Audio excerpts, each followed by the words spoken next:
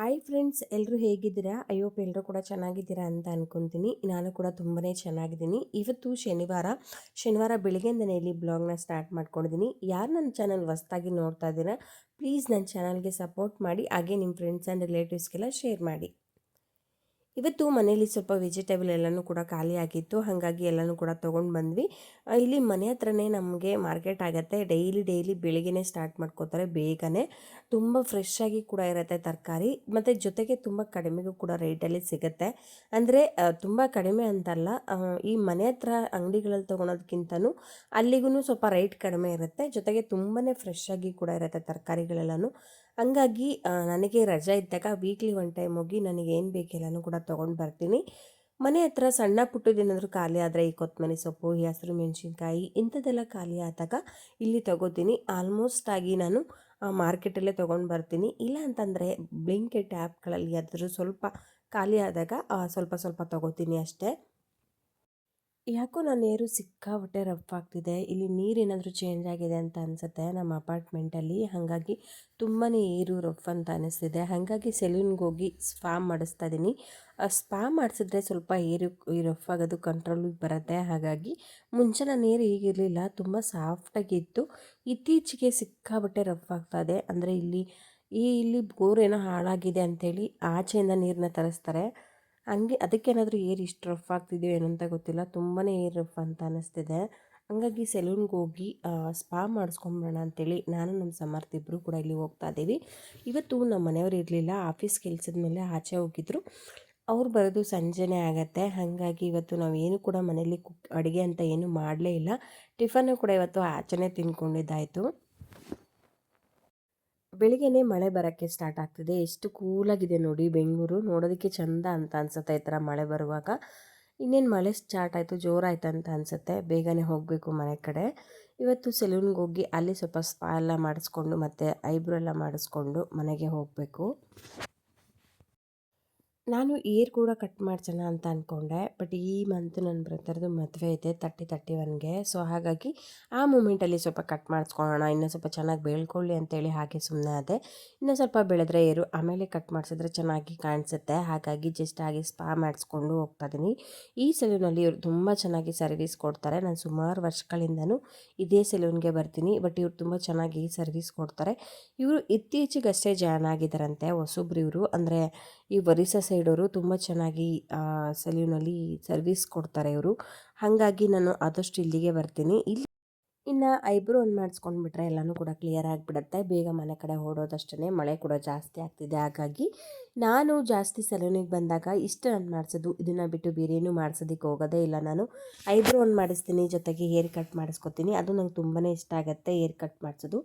ಜೊತೆಗೆ ಈ ಥರ ಸ್ಪಾ ಒಂದು ಮಾಡಿಸ್ಕೊತೀನಿ. ನಾನು ಇಲ್ಲಿವರೆಗೂ ಒಂದಿನನೂ ಕೂಡ ಫೇಶಿಯಲ್ ಅಂತ ಮಾಡಿಸೇ ಇಲ್ಲ. ಲಾಸ್ಟ್ ಇಯರ್ ನನ್ನ ಮದುವೆ ಟೈಮಲ್ಲೂ ಕೂಡ ನಾನು ಫೇಶಿಯಲ್ನ ಮಾಡಿಸಲೇ ಇಲ್ಲ. ಯಾಕೋ ನಂಗೆ ಅದು ಅಷ್ಟು ಇಷ್ಟನೇ ಆಗೋದಿಲ್ಲ. ನೆಕ್ಸ್ಟ್ ಯಾವಾಗಲಾದರೂ ಟ್ರೈ ಮಾಡಬೇಕು ಹೇಗಿರುತ್ತೆ ಅಂತ. ಯಾವತ್ತೂ ಕೂಡ ಇನ್ನೂ ನಾನು ಟ್ರೈ ಮಾಡಿಲ್ಲ. ಇಷ್ಟೇ, ಈ ಮೂರನೇ ಜಾಸ್ತಿ ನಾನು ಮಾಡಿಸೋದು. ಇವಾಗ ನೋಡಿ ಹೇಗೆ ಕಾಣಿಸ್ತಿದೆ ಅಂತೇಳಿ ಕಮೆಂಟ್ ಮಾಡಿ. ನಮ್ಮ ಸಮರ್ಥ ಪಾನಿಪುರಿ ಕೊಡಿಸಿ ಅಂತ ಹೇಳ್ದ, ಹಾಗಾಗಿ ಗೋಲ್ಗಪ್ಪ ತಿನ್ನೋಣ ಅಂತೇಳಿ ಇಲ್ಲಿ ಇಬ್ಬರು ಕೂಡ ಬರ್ತಾಯಿದ್ದೀವಿ. ಇಲ್ಲಂತೂ ಟೇಸ್ಟ್ ತುಂಬಾ ಚೆನ್ನಾಗಿರುತ್ತೆ. ನಾನು ಸುಮಾರು ದಿನಗಳಿಂದ ಇಲ್ಲಿ ಈ ಪಾನಿಪುರಿನ ತಿಂತಾಯಿದ್ದೀನಿ. ಇವರು 7 ಟೈಪ್ ಪಾನಿಲಿ ಈ ಪಾನಿಪುರಿಗೆ ಕೊಡ್ತಾರೆ, ತುಂಬಾ ಚೆನ್ನಾಗಿರುತ್ತೆ. ಅಂದರೆ ಒಂದೊಂದು ಪಾನಿ ಒಂದೊಂದು ರೀತಿಯಾಗಿ ಟೇಸ್ಟಿಯಾಗಿರುತ್ತೆ, ತುಂಬ ಚೆನ್ನಾಗಿರುತ್ತೆ. ಹಾಗಾಗಿ ಸುಮಾರು ದಿನಗಳಿಂದ ನಾವು ಈ ಅಪಾರ್ಟ್ಮೆಂಟಿಗೆ ಬಂದಾಗಿಂದನೂ ವೀಕ್ಲಿ ಒನ್ ಟೈಮ್ ಇಲ್ಲಿ ಪಾನಿಪುರಿನ ತಿಂತೀವಿ. ನಮಗೆ ಇಷ್ಟ ಆಗುತ್ತೆ. ನಮ್ಮ ನೋಡಿಕೊಂಡು ನನ್ನ ಹಸ್ಬೆಂಡ್ ಕೂಡ ಇವಾಗ ತಿನ್ನೋದನ್ನ ಕಲ್ತು ಮುಂಚೆ ಅವರು ಕೂಡ ಈ ಥರ ಪಾನಿಪುರಿ ಎಲ್ಲ ಇಷ್ಟನೇ ಪಡ್ತಾರಲ್ಲ, ಬಟ್ ಈಗ ನಾನು ತಿನ್ನೋದು ನೋಡಿ ಅವರು ಕೂಡ ಕಲ್ತ್ಕೊಂಡಿದ್ದಾರೆ ಅಂತಲೇ ಹೇಳ್ಬೋದು. ನನ್ನ ಜೊತೆಗೆ ಇವನು ಕೂಡ ಕಲ್ತ್ಬಿಟ್ಟಿದ್ದಾನೆ. ಇವಾಗ ಸ್ವಲ್ಪ ಅವಾಯ್ಡ್ ಮಾಡಿಸ್ತಾ ಇದ್ದೀನಿ. ಇದು ಪಾನಿಪುರಿ ಎಲ್ಲ ಅಷ್ಟೊಂದು ಒಳ್ಳೇದಲ್ಲ, ಹಾಗಾಗಿ ಮುಂಚೆ ಒಂದು 4 ಡೇಸ್ಗೆಲ್ಲ ಕೇಳೋಣ, ಇವಾಗ ವೀಕ್ಲಿ ಒನ್ ಟೈಮ್ ಕೊಡಿಸ್ತಾ ಇದ್ದೀನಿ ಅಷ್ಟೇ. ನಾನು ಕೂಡ ಸ್ವಲ್ಪ ತಿನ್ನೋದು ಅವಾಯ್ಡ್ ಮಾಡಿದ್ದೀನಿ, ಹಾಗಾಗಿ ಅವನಿಗೂ ಕೂಡ ಅವಾಯ್ಡ್ ಮಾಡಿಸಿದ್ದೀನಿ. ಬಟ್ ಟೇಸ್ಟ್ ತುಂಬಾ ಚೆನ್ನಾಗಿರುತ್ತೆ. ಅದಕ್ಕೋಸ್ಕರ ನಾವಿಲ್ಲಿ ಯಾವಾಗಲಾದ್ರೂ ಒಂದು ಸಲ ಬಂದು ಇಲ್ಲಿ ಪಾನಿಪುರಿನ ತಿಂತೀವಿ. ನಮ್ಮಕ್ಕ ನಮ್ಮ ಸಮರ್ಥೆಗೆ ಕಿವಿಗೆ ಚುಚ್ಚಿದ್ಲು, ಮತ್ತು ಸ್ಟೋನು ಕೂಡ ಹಾಕಿದ್ಲು. ಅದನ್ನು ಅವನು ಕಳ್ಕೊಂಡ್ಬಿಟ್ಟಿದ್ದ, ಸುಮಾರು ದಿನಗಳೇ ಆಗೋಗ್ಬಿಟ್ಟಿತ್ತು. ಹಂಗಾಗಿ ಇವತ್ತು ಹೆಂಗಿದ್ರು ನನಗೆ ಆಫೀಸ್ ಲೀವ್ ಇತ್ತೆಲ್ಲ, ಬಾ ಕೊಡಿಸ್ತೀನಿ ಅಂತೇಳಿ ಕರ್ಕೊಂಡು ಬಂದಿದ್ದೀನಿ. ಅದು ಸ್ವಲ್ಪ ಅದು ಏನದು ಕಿವಿ ಮುಚ್ಕೊಂಡಿದೆ ಅಂತ ಅನಿಸುತ್ತೆ. ಹಾಗಾಗಿ ಅವನಿಗೆ ಪೇಯ್ನ್ ಆಗ್ತಿರಬೇಕು ಪಾಪ. ಮುಖ ಎಲ್ಲ ಒಂಥರ ಮಾಡ್ಕೋತಿದ್ದ, ಪೇಯ್ನ್ ಆಗ್ತಿದೆ ಅಂತ ಅದನ್ನೇ ಕೇಳ್ತಾ ಇದ್ದೆ, ಇಲ್ಲ ಅಂತ ಹೇಳ್ತಿದ್ದ. ಹಾಗಾಗಿ ನಾನು ಈ ಸತಿ ನಾನೇ ಚುಚ್ಚಿಸ್ಕೊಡ್ತೀನಿ ಅಂತ ಹೇಳಿ ಕರ್ಕೊಂಡು ಬಂದು ಇಲ್ಲಿ ಕಿವಿಗೆ ಚುಚ್ಚಿಸಿದ್ದೀನಿ. ಹೇಗೆ ಕಾಣಿಸ್ತಿದೆ ಅಂತ ಹೇಳಿ ಕಮೆಂಟ್ ಮಾಡಿ. ಅವನು ರಿಂಗ್ ಕೊಡ್ಸು ಅಂತ ಹೇಳ್ದ, ಬಟ್ ಸ್ಕೂಲಿಗೆ ಹೋಗೋ ಹುಡುಗನಿಗೆ ಈಗಲೇ ರಿಂಗ್ ಕೊಡಿಸಿದ್ರೆ ಅಷ್ಟು ಚೆನ್ನಾಗಿ ಕಾಣಿಸಲ್ಲ, ಒಳ್ಳೆ ರೌಡಿ ಥರ ಕಾಣಿಸ್ಬಿಡ್ತಾನೆ. ಹಾಗಾಗಿ ಬೇಡ, ನೆಕ್ಸ್ಟ್ ಟೈಮು ಸ್ವಲ್ಪ ನೀನು ಒಂದು 10ಗೆ ಹೋಗ್ತೀಯಲ್ಲ ಆ ಟೈಮಲ್ಲಿ ಆ ಥರ ರಿಂಗೆಲ್ಲ ಹಾಕು, ಬಟ್ ಇವಾಗೆಲ್ಲ ಅಷ್ಟು ಬೇಡ, ಅದು ಅಷ್ಟು ಚೆನ್ನಾಗಿ ಕಾಣಿಸಲ್ಲ ಅಂತ ಹೇಳಿ ಸಣ್ಣದಾಗಿ ಆ ಥರ ಒಂದು ಸ್ಟೋನ್ ಕೊಡಿಸಿದ್ದೀನಿ. ಅದು ಅವ್ನಿಗೆ ಹೇಗೆ ಕಾಣಿಸ್ತಿದೆ ಅಂತ ಹೇಳಿ ಕಾಮೆಂಟ್ ಮಾಡಿ. ಅದಾದಮೇಲೆ ಮನೆ ಕಡೆ ಬಂದು ಇವತ್ತೇನು ಊಟಕ್ಕಂತ ಏನು ಮಾಡಲೇ ಇಲ್ಲ. ಪಾನಿಪುರಿ ಎಲ್ಲ ತಿಂದಿದ್ರೆ ಜಾಸ್ತಿ ಆಗಿತ್ತು, ಹಾಗೆ ಒಂದು ಎಳ್ನೀರು ಕೂಡ ಕುಡಿದಿದ್ವಿ. ಹಾಗಾಗಿ ಅದೆಲ್ಲ ಏನೂ ಹಸಿವೆ ಅಂತ ಅನ್ನಿಸ್ತಿರ್ಲಿಲ್ಲ. ಹಾಗಾಗಿ ಇವತ್ತೇನು ಲಂಚ್ ಕೂಡ ಮಾಡಿಲ್ಲ. ಇವತ್ತು ಫುಲ್ ಡೇ ತುಂಬ ಆರಾಮ್ ಅಂತ ಅನಿಸುತ್ತೆ, ಬರೀ ಹೀಗೆ ಓಡಾಡ್ಕೊಂಡಿದ್ದೀವಿ ಇಬ್ಬರು ಕೂಡ. ನಮ್ಮ ಮನೆಯವರು ಕೂಡ ಇರಲಿಲ್ವಲ್ಲ, ಹಾಗಾಗಿ ಆರಾಮಾಗಿ ಓಡಾಡಿಕೊಂಡು ಒಳ್ಳೆ ಚಿಲ್ಲಾಗಿದ್ದೀವಿ ಅಂತಲೇ ಹೇಳ್ಬೋದು. ಮಳೆ ಬರ್ತಿರೋದಕ್ಕೂ ಏನೋ ಒಂಥರ ಇವತ್ತು ಡೇ ಫ್ರೀ ಅಂತ ಅನ್ನಿಸ್ತು ಇಬ್ಬರಿಗೂ ಕೂಡ. ಈ ಮನೆ ಕಡೆ ಬರುವಾಗ ಇಲ್ಲಿ ಜೋಳ ಕೂಡ ಇದ್ರು, ಹಾಗಾಗಿ ನಾವಿಬ್ಬರು ಒಂದೊಂದು ಜೋಳ ತೊಗೊಂಡೋಗೋಣ ಮನೆಗೆ ಅಂತೇಳಿ ತೊಗೊಂಡು ಹೋಗ್ತಾ ಇದ್ದೀವಿ. ನಮ್ಮ ಸಮರ್ಥ ಬಂದು ಈ ಥರ ನೀರಲ್ಲಿ ಹಾಕಿ ಕುಕ್ಕಿಂಗ್ ಮಾಡಿರ್ತಾರಲ್ವ ಆ ಥರದನ್ನ ತೊಗೊಂಡ. ನಾನಿಲ್ಲಿ ಕೆಂಡದಲ್ಲಿ ಬೇಯಿಸಿರ್ತಾರಲ್ವ ಆ ಥರದನ್ನ ತೊಗೊಂಡಿದ್ದೆ. ಬಟ್ ಅವನು ತುಂಬಾ ಟೇಸ್ಟ್ ಚೆನ್ನಾಗಿ ಬಂದಿತ್ತು. ನಂದು ಇನ್ನೂ ಒಂದು ಸ್ವಲ್ಪ ಕುಕ್ಕಿಂಗ್ ಆಗಬೇಕಿತ್ತು ಅನಿಸ್ತಿತ್ತು, ಇನ್ನೂ ಒಂದು ಸ್ವಲ್ಪ ಬೇಯಬೇಕಿತ್ತು, ಹಸಿ ಹಸಿ ಅನ್ನಿಸ್ತಿತ್ತು. ಹಂಗಾಗಿ ನಾನಿಲ್ಲಿ ನಮ್ಮನೆ ಗ್ಯಾಸಲ್ಲಿ ಸ್ವಲ್ಪ ಅದನ್ನು ಕುಕ್ ಮಾಡಿಕೊಂಡು ತಿಂದೆ. ತುಂಬಾ ಟೇಸ್ಟ್ ಚೆನ್ನಾಗಿ ಅಂತ ಅನ್ನಿಸ್ತು. ಅದಾದಮೇಲೆ ನಮ್ಮ ಮನೆಯವರು ಕೂಡ ಆಫೀಸ್ ಕೆಲಸದ ಮುಗಿಸ್ಕೊಂಡು ಬಂದರು. ಟ್ರೆಂಡ್ಸಲ್ಲಿ ತುಂಬಾ ಆಫರ್ಸ್ ನಡೀತಿದೆ, ಬನ್ನಿ ಏನಾದರೂ ಕೊಡಿಸ್ತೀನಿ ಅಂತ ಹೇಳಿದ್ರು. ಹಾಗಾಗಿ ನಾವು 3 ಜನ ಮತ್ತೆ ಟ್ರೆಂಡ್ಸಿಗೆ ಹೋಗಿದ್ದಾಯಿತು.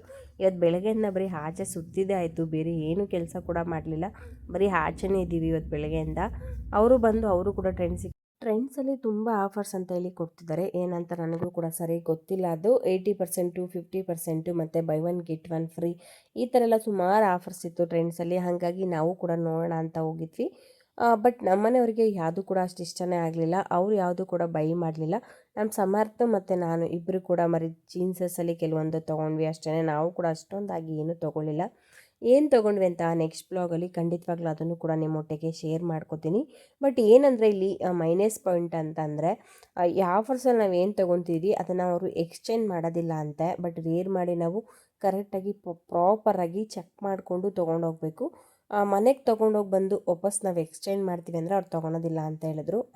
ಹಾಗಾಗಿ ಸ್ವಲ್ಪ ನೋಡಿಕೊಂಡೇ ತೊಗೊಂಡೋಗ್ಬೇಕು. ಎಕ್ಸ್ಚೇಂಜ್ ಇಲ್ಲ ಅಂತಂದರೆ ಮತ್ತೆ ಏನಾದರೂ ಸೈಜ್ ಆಗೋದಿಲ್ಲ ಅಥವಾ ಟೈಟ್ ಆಗುತ್ತೆ, ಈ ಥರ ಎಲ್ಲ ಆದರೆ ಸುಮ್ಮನೆ ಅದು ವೇಸ್ಟ್ ಆಗಿಬಿಡುತ್ತೆ. ಹಂಗಾಗಿ ನೋಡಿಕೊಂಡೇ ತೊಗೊಂಡೋಗ್ಬೇಕಾಗತ್ತೆ. ಈ ಫ್ರೂಟ್ಸ್ಗೆ ಏನಂತೇಳಿ ಕಾಮೆಂಟ್ ಮಾಡ್ತಾರೆ ಅಂತ ಹೇಳಿ ನನಗಂತೂ ಗೊತ್ತಿಲ್ಲ. ಇದು ನಾನು ಫಸ್ಟ್ ಟೈಮ್ ಟ್ರೈ ಮಾಡಿದ್ದು. ಸೇಮ್ ಒಂಥರ ಎಳ್ನೀರು ಥರನೇ ಇರುತ್ತೆ. ಫಸ್ಟ್ ಟೈಮ್ ಟ್ರೈ ಮಾಡಿದ್ದು. ಏನೋ ಇದು ತುಂಬ ಆರೋಗ್ಯಕ್ಕೆ ಒಳ್ಳೆಯದು ಅಂತ ಹೇಳಿದ್ರು. ಅಂದರೆ ಬಾಡಿ ತುಂಬ ಹೀಟ್ ಆಗಿದ್ರು ಕೂಡ ತುಂಬ ಕೂಲ್ ಆಗುತ್ತೆ ಅಂತ ಹೇಳಿದ್ರು. ಹಾಗಾಗಿ ನಾವು 3 ಜನ ಒಂದೊಂದು ಆಗುತ್ತೆ ಅಂತೇಳಿ ತೊಗೊಂಡ್ವಿ. ಅದು ಆ ಫ್ರೂಟ್ಸಿಗೆ ಏನು ಹೇಳ್ತಾರಂತ ನನಗೆ ಕರೆಕ್ಟಾಗಿ ನಿಜವಾಗ್ಲೂ ಗೊತ್ತಿಲ್ಲ. ತುಂಬಾ ಚೆನ್ನಾಗಿತ್ತು. ಸೇಮ್ ಎಳ್ನೀರು ಕೂಡ ತಿಂತೀವಲ್ಲ, ಸೇಮ್ ಅದೇ ರೀತಿಯಾಗಿ ಇತ್ತು. ನಾನು ಫಸ್ಟ್ ಟೈಮ್ ಟ್ರೈ ಮಾಡಿದ್ದು, ನನಗಂಥದ್ದು ತುಂಬಾ ಇಷ್ಟ ಆಯಿತು.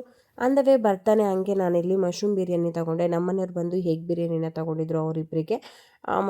ಅವ್ರು ಎಗ್ ಬಿರಿಯಾನಿ ತುಂಬ ಚೆನ್ನಾಗಿದೆ ಅಂತ ಹೇಳ್ತಿದ್ರು. ಬಟ್ ನಂದು ಮಶ್ರೂಮ್ ಬಿರಿಯಾನಿ ತುಂಬಾ ಖಾರ ಇತ್ತು ಫ್ರೆಂಡ್ಸ್. ಎಷ್ಟು ಖಾರ ಇತ್ತು ಅಂತಂದರೆ ನಾನು ಅದಕ್ಕೆ ಮೊಸರು ಹಾಕೊಂಡು ತಿಂದರೂ ಕೂಡ ಖಾರ ಕಡಿಮೆ ಆಗ್ತಿಲ್ಲ, ಏನು ಹಾಕ್ಕೊಂಡು ತಿಂದರೂ ಅದ್ರ ಖಾರ ಕಡಿಮೆನೇ ಆಗ್ತಿಲ್ಲ, ಅಷ್ಟು ಖಾರ ಇತ್ತು. ಹಾಗಾಗಿ ಸ್ವಲ್ಪ ತಿಂದುಬಿಟ್ಟು ಹಾಗಾಗಿ ಅದನ್ನು ತುಂಬಾ ಸ್ಪೈಸಿ ಇದೆ ಅಂತೇಳಿ ನನ್ನ ಕೈಲಿ ತಿನ್ನೋಕ್ಕೆ ಆಗಲಿಲ್ಲ. ಹಾಗಾಗಿ ಅದರಲ್ಲಿರುವಂಥ ಈ ಮಶ್ರೂಮ್ಸ್ ಎಲ್ಲ ತೊಗೊಂಡು ಹಾಗೆ ತಿಂತಾಯಿದ್ದೀನಿ. ಸುಮ್ಮನೆ ಎಲ್ಲನೂ ಕೂಡ ವೇಸ್ಟ್ ಮಾಡೋದು ಬೇಡ ಅಂತ. ನಮ್ಮ ಮನೆಯವರು ಮತ್ತು ನಮ್ಮ ಸಮರ್ಥ ಇಬ್ಬರು ಕೂಡ ವೇಸ್ಟ್ ಮಾಡೋದು ಬೇಡ ಅಂತ ಅವರು ಅದಕ್ಕೆ ಸ್ವಲ್ಪ ಸ್ವಲ್ಪ ಮೊಸರು ಹಾಕ್ಕೊಂಡು ಹಾಗೂ ಸ್ವಲ್ಪ ಸ್ವಲ್ಪ ಖಾಲಿ ಮಾಡ್ತಿದ್ದಾರೆ. ಬಟ್ ನನಗಂತೂ ಅದು ತುಂಬಾ ಸ್ಪೈಸಿ ಅಂತ ಅನ್ನಿಸ್ತು, ತಿನ್ನೋದಕ್ಕೆ ಆಗ್ತಾ ಇರಲಿಲ್ಲ. ಬಟ್ ನನಗಷ್ಟೇ ಸ್ಪೈಸಿ ಇದೆಯಾ ಅಥವಾ ಬೇರೆಯವ್ರಿಗೂ ಇಷ್ಟೇ ಸ್ಪೈಸಿ ಇರುತ್ತೋ ನನಗೆ ಗೊತ್ತಿಲ್ಲ. ನಮ್ಮ ಮನೆಯವರಿಗೆ ಮತ್ತು ಸಮರ್ಥ್ಗೆ ಕೇಳಿದೆ, ಅವರು ಕೂಡ ಟೇಸ್ಟ್ ನೋಡಿದ್ರಲ್ವ, ಅವರು ಹೇಳಿದರು ಸ್ವಲ್ಪ ಸ್ಪೈಸಿ ಇದೆ ಅಂತ. ಸ್ವಲ್ಪ ಸ್ಪೈಸಿನೇ ಮಾಡಿದ್ದಾರೆ ಅವರು ಅಂತ ಹೇಳಿದ್ರು. ಹಾಗಾಗಿ ಏನು ಮಾಡೋದಕ್ಕಾಗೋದಿಲ್ಲ. ಟೇಸ್ಟ್ ತುಂಬಾ ಚೆನ್ನಾಗಿದೆ, ಬಟ್ ಸ್ವಲ್ಪ ಸ್ಪೈಸಿ ಅಂತ ಅನಿಸುತ್ತೆ. ಇದು ಸ್ಪೈಸಿಯಾಗಿ ತಿನ್ನೋರಿಗೆ ತುಂಬಾ ಚೆನ್ನಾಗಿರುತ್ತೆ, ಯಾಕಂದರೆ ಅವರು ಸ್ಪೈಸಿ ಇಷ್ಟಪಡ್ತಾರಲ್ವ, ಅವ್ರಿಗೆ ತುಂಬ ಚೆನ್ನಾಗಿರುತ್ತೆ. ನಾವು ಸ್ವಲ್ಪ ಖಾರ ಕಡಿಮೆ ತಿಂತೀವಲ್ವ, ಹಂಗಾಗಿ ಅದು ನಮಗೆ ಖಾರ ಅಂತ ಅನ್ನಿಸ್ತಿರ್ಬೋದು. ಸ್ಪೈಸಿ ಕೇಳೋರಿಗೆ ತುಂಬಾ ಚೆನ್ನಾಗಿರುತ್ತೆ, ಅವ್ರಿಗೆ ತುಂಬಾ ಇಷ್ಟ ಆಗುತ್ತೆ ಅಂತ ಅನಿಸುತ್ತೆ. ಬಟ್ ಅದೇ ನಾನು ಹೇಳಿದಾಗೆ ನಮಗೆ ಸ್ವಲ್ಪ ಸ್ಪೈಸಿ ಅಂದರೆ ಅಷ್ಟು ಇಷ್ಟ ಆಗೋದಿಲ್ಲಲ್ಲ, ನಮಗೆ ಸ್ವಲ್ಪ ಅದಷ್ಟು ಇಷ್ಟ ಆಗೋದಿಲ್ಲ ಅಂತ ಅನಿಸುತ್ತೆ.